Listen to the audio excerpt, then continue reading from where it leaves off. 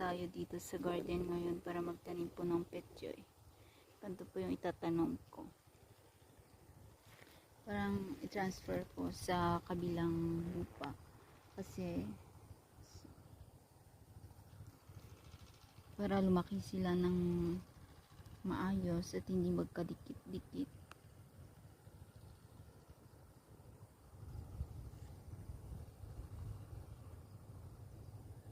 Hey guys, pa-support naman tong aking video, aking YouTube channel.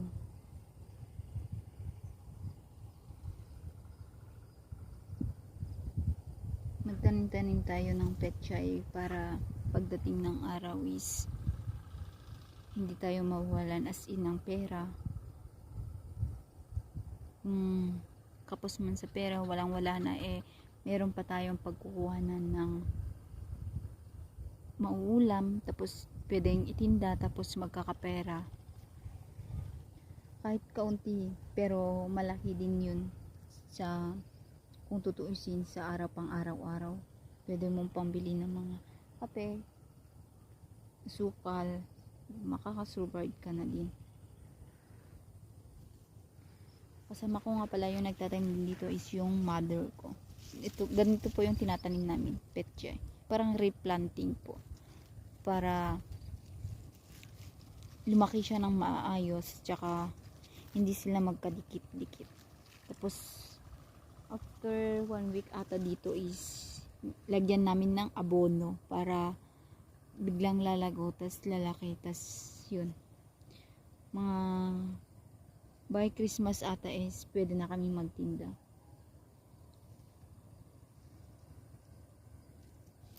Sa kabila namang planting is sweet peas yung tinanim namin dun.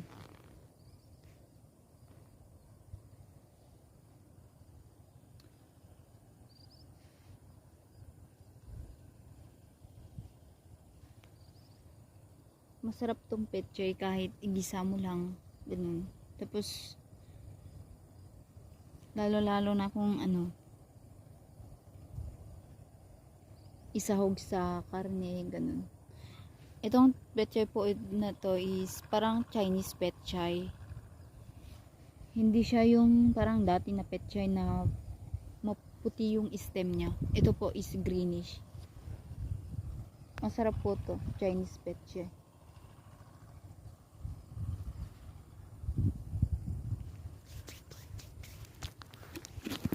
Lipat lang tayo. So, yan po yung tinanim ko. Hanggang dun po. Hanggang dun yung tinaniman ko ng petchay. Parang replanting po siya, guys. Tapos, dyan naman, yung tinanim namin dyan. Bale, isang plat. Tapos, kalahati ng isang plat is sweet peas. Yung parang nilalagay nila sa mga igado, ganun na kulay green. Ganun. So, hanggang dito na lang muna, guys, para magtanim na ako kasi paggabi na, hindi pa natatapos. Bye, guys. Thank you for subscribing. Pa-subscribe nga pala ng aking channel, tsaka